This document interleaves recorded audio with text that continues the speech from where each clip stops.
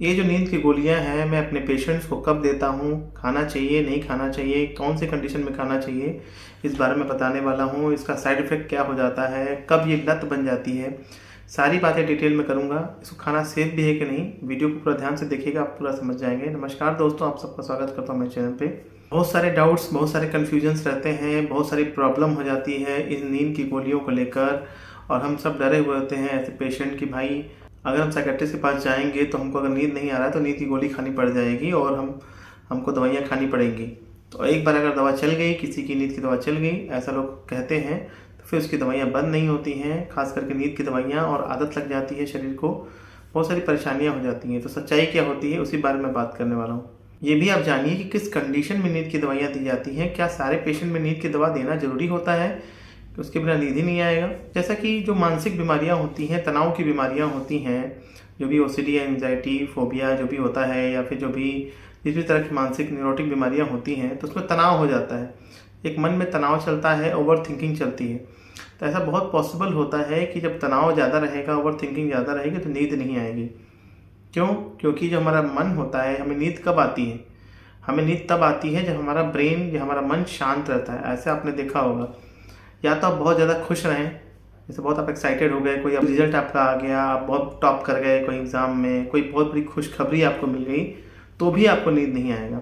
ऐसा आपने महसूस किया होगा अपने आसपास, या कुछ आप एक्सपेक्ट नहीं कर रहे होंगे, अचानक से कुछ हो जाएगा तो भी आपको नींद नहीं आएगा। या कोई दुख भरी खबर हो गई, या कोई मन में चिंता चल रही है, कोई बात चल रही है, तो भी नींद नहीं आती। कभी कभार ऐसे भी नींद नहीं आती है, उस समय हमको वजह नहीं पता चल पाती है। ऐसा कई बार भी ऐसा हो सकता है, उसको प्राइमरी इंसोम्निया कहते हैं, बाकी इसमें वजह पता चलती है उसको सेकेंडरी इंसोम्निया कहते हैं। तो इसलिए आप डॉक्टर के पास जाते हैं, साइकियाट्रिस्ट के पास जाते हैं, तो बाकी दवाइयाँ भी देते हैं और नींद की दवाइयाँ भी दे देते हैं। इस तरह की नींद की दवाइयाँ दे देते हैं लोग, जैसे कि जिसमें इसमें क्लोनाज़ेपाम है, ये 1 mg है, मेरे पास 0.5 mg से लेकर 0.5 mg, 1 mg, 2 mg भी है, और बाकी भी दवाइयाँ भी हैं, जैसे बेंजोडाइज़ेपिन ग्रुप की है। बाकी मेरे पास ज़ोल्पिडेम है 10 mg, जो कि नॉन बेंजोडाइज़ेपिन ग्रुप की है। तो ऐसे बहुत सारी दवाइयाँ हैं मेरे पास, तो हम अलग अलग पेशेंट में देते हैं। तो मैं बाकी डॉक्टर्स का तो नहीं जानता हूँ, मैं अपनी बात करूँगा कि क्या मैं सारे पेशेंट जो मेरे पास आते हैं, जिनको नींद की प्रॉब्लम होती है, जो बोलते हैं कि हाँ मुझे नींद नहीं आई, तो उनको मैं सीधी नींद की दवा दे देता हूँ? इसका जवाब है नहीं, ऐसा बिल्कुल नहीं होता है। अगर मैं देता भी हूँ तो उसका डोज बहुत कम देता हूँ, 0.25 mg देता हूँ। बोलता हूँ पेशेंट से कि जब नींद ना आए बाकी दवाइयों से, तब आप इसको खाइएगा, कम से कम खाइएगा। इसकी 2 वजह हैं। क्यों? क्योंकि जैसे बाकी जो दवाइयाँ चलती हैं, जैसे कोई भी और डिप्रेशन की दवा है, या कोई और सोच की दवा है, कोई भी दवा चल रही है, गुस्से, चिड़चिड़ापन की, मैक्सिमम दवाइयाँ रात में चलती हैं। तो रात में इसलिए चलती हैं क्योंकि उन दवाइयों के थोड़े बहुत साइड इफेक्ट होते हैं। डिप्रेशन की कोई भी दवा होगी तो उसमें थोड़ा बहुत नींद आएगा। तो अगर पेशेंट को हल्की फुल्की नींद की प्रॉब्लम है, मतलब आधे घंटे नहीं सो रहे हैं, 2 घंटे नहीं सो रहे हैं, जब बाकी दवाइयाँ चलती हैं तो उनको नींद आने लगता है। किसी को एक्स्ट्रा मान लीजिए ज़्यादा प्रॉब्लम है, कोई बोल रहा है कि रात भर में पूरा सो ही नहीं रहा हूँ, 4-4 घंटे नहीं सो रहा हूँ, तो हम नींद की दवाइयाँ एक्स्ट्रा उसको देते हैं। और कई बार मन में बात रहती है, पेशेंट को लगता है कि जब तक नींद की दवा नहीं दी जाएगी तो उनको नींद ही नहीं आएगा। तो उनके मन को शांत करने के लिए, थोड़ा सा मन में भरोसा रखने के लिए, हम उनको बोलते हैं कि ठीक है, ये नींद की दवा जब बिल्कुल नींद ना आए तब खाइएगा, आधी गोली खाइएगा, या अगर ज़्यादा नींद आए तो 1 गोली खा लीजिएगा, टेम्पोररी उस समय के लिए। जब बाकी दवाइयाँ, मानसिक दवाइयाँ चलने लगती हैं, एक आध हफ्ता हो जाता है, डिप्रेशन की दवा या कोई और दवा चल रही है, चलते चलते एक आध हफ्ता हो जाता है, उसका लेवल बढ़ने लगता है, तो बाकी दवाइयों से नींद आने लगती है, मन अच्छा रहने लगता है, मन शांत हो जाता है। जब मन किसी का भी शांत हो जाएगा, या आपका ही मन शांत हो जाएगा, तो आपको नींद आने लगेगा। तो ये मेन बात होती है। तो मैं हमेशा प्रयास करता हूँ कि पेशेंट को कम से कम नींद की दवा दी जाए, जितना कम से कम दिया जाए वो ज़्यादा अच्छा है, और मेरी तो हमेशा कोशिश ही होती है कम से कम दवाइयाँ दिया जाए। तो मैं इसमें पक्षधर हूँ कि नींद की दवा कम से कम खाना चाहिए। इसके 2 वजह हैं। पहली वजह ये है कि एक तो साइकोलॉजिकल डिपेंडेंस हो जाता है, मानसिक रूप पे हम डिपेंडेंट हो जाते हैं। जब पेशेंट लंबे समय तक दवा खाने लगते हैं नींद की, तो उनको लगता है कि जब तक नींद की दवा नहीं हम खाएंगे तब तक हमको नींद ही नहीं आएगा। कई बार गांव के पेशेंट आते हैं या जिनकी थोड़ी समझ कम होती है, तो उनको ऐसा महसूस होता है। दूसरी वजह, जो मेन भी वजह हो सकती है, कि फिजिकल डिपेंडेंस हो जाता है, शरीर ही हमारा डिपेंडेंट हो जाता है उस पर, क्योंकि ये बेंजोडाइज़ेपिन ग्रुप की हैं, गाबा रिसेप्टर्स पे काम करती हैं, जहाँ जिसपे कि जैसे जो अल्कोहल काम करता है वो भी गाबा रिसेप्टर्स पे काम करता है। तो धीरे धीरे ये रिसेप्टर्स जो होते हैं हैबिचुअल हो जाते हैं इनके। और गाबा क्या होता है? कामिंग केमिकल होता है, एक समय के बाद ये गाबा रिसेप्टर्स भी हैबिचुअल हो जाते हैं इनकी दवाइयों के, और जब इनको दवाइयाँ नहीं दी जाती हैं तो पेशेंट को नींद नहीं आती है। इसलिए इन दवाइयों को जो यूज़ करना चाहिए अधिक से अधिक 2 से 3 महीने के लिए यूज़ करना चाहिए। 3 महीने बाद धीरे धीरे दवाइयों को धीरे धीरे बंद करना चाहिए जो नींद की दवाइयाँ हैं। मैक्सिमम मैं बता रहा हूँ कि 1 से 2 महीना या मैक्सिमम मान ली 3 महीने तक आप यूज़ कर सकते हैं। उसके बाद अगर यूज़ करते हैं, मान ली मजबूरी है, तो उसकी बात अलग है कि पेशेंट को मान ली नींद ही नहीं आ रहा है या बहुत ज़्यादा प्रॉब्लम हो गया है, बहुत ज़्यादा बीमारियाँ हो गई हैं, पेशेंट कंट्रोल नहीं हो पा रहा है, तब तो हमें देना ही पड़ेगा। लेकिन ऐसा नहीं कि उसको ज़िंदगी भर खाना है। इन दवाइयों को खाने के सबसे बड़े नुकसान यही होते हैं कि हमारे मेंटली हमको माइंड में लगता है कि हमको नींद की दवा चल रही है, हम अपने आप को कमज़ोर महसूस करते हैं कि अब तुम नींद दवा चलने लगी, अब तुम इसके बिना सो ही नहीं पाएंगे, फिर शरीर भी डिपेंडेंट होने लगता है। तो कहीं ना कहीं देखिए आर्टिफिशियल है ये नींद, हमारी आर्टिफिशियल है ये, हमको नींद जबरदस्ती लाई जा रही है।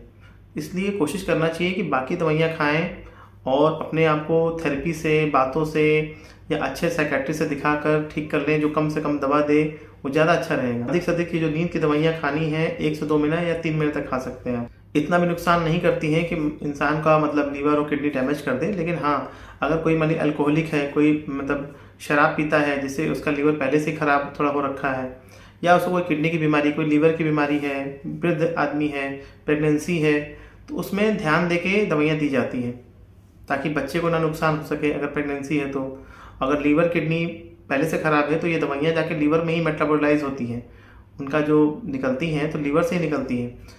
तो इसलिए उस कंडीशंस पे ध्यान देना होता है। तो कहने का मतलब एक सामान्यतः ये दवाइयाँ सेफ़ होती हैं, लेकिन इसका मतलब ये नहीं कि आप खुद से जाके दवाइयाँ खाएँ, काउंटर से खाने लगें। और वैसे भी ये जो दवाइयाँ हैं बिना साइकेट्रिस्ट के या डॉक्टर के प्रिस्क्रिप्शन के मिलना मुश्किल होती हैं। अगर आपको कोई दे रहा है मेडिकल शॉप वाला तो इलीगल तरीके से देगा, वो सही तरीके से नहीं देगा। जैसे अल्प्रॉक्स है, अल्प्राजोलम, इसीलिए बहुत बैन हुई क्योंकि बहुत हैबिट फॉर्मिंग हो गई थी, बहुत लोगों की आदत ख़राब हो गई थी और बहुत से जो मेडिकल शॉप थे वो इलीगली दे देते थे, बिना डॉक्टर के पर्चे के दे देते थे। इस तरह से नहीं लेना चाहिए। एक पेशेंट मेरे आया था, अभी मैं जल्दी एग्जाम्पल बताता हूँ। तो वो आए मेरे यहाँ, बोले कि डॉक्टर साहब मुझे बस नींद की दवा दे दीजिए, बस मुझे नींद नहीं आता, इसका दवा दे दीजिए, तो बाकी मुझे कोई चिंता तनाव नहीं है, ऐसा कोई बात नहीं, बस मुझे नींद की दवा दीजिए। जब मैंने उनको देखा, उनके चेहरे को देखा, तो मुझे उनके चेहरे पर उदासी दिख रही थी। वो समझ में आ जाता है पेशेंट खुश नहीं था, लेकिन चूंकि उन्होंने मुझसे ज़बरदस्ती किया तो मैंने बोला कि चलिए आपको इस बार के लिए बस मैं नींद की दवा दे रहा हूँ।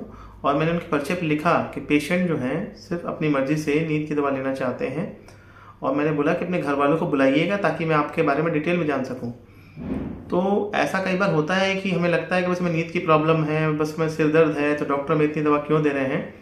लेकिन कई बार बहुत सारी वजह अंदर होती है, कोई ना कोई बात चल रही होती है, ओवर थिंकिंग हो रही होती है, किसी मन में बातों को लेकर तनाव हो रहा होता है, कोई डिप्रेशन होता है जो कई बार हमें पता नहीं चल पाता है। इसलिए ऐसे साइकेट्रिस्ट पास जाइए जो आपसे 5 से 10 मिनट बात करें। प्राइमरी इंसोम्निया या ऐसा सिम्टम जिसमें सिर्फ नींद की प्रॉब्लम है 5 से 10% केसेस में होता है, नॉर्मली बहुत कम होता है। सामान्यतः जो होता है उसमें कुछ ना कुछ ओसीडी, फोबिया या कोई डिप्रेशन, ओवर थिंकिंग चल रही होती है। हमें जड़ को ठीक करना होता है। अगर आपका जड़ ठीक नहीं होगा, मेन बीमारी जो जड़ में है उसको ठीक नहीं होगा, तो आप नींद की दवा कब तक खाते रहेंगे। आप खाते रहेंगे, धीरे धीरे फिर आपको नींद नहीं आएगी क्योंकि बॉडी में टॉलरेंस हो जाता है, अडेप्ट हो जाती है बॉडी। फिर आप मान ली 0.5 mg खा रहे थे, उसमें असर नहीं आएगा, फिर 1 mg खाएंगे, फिर 2 mg खाएंगे।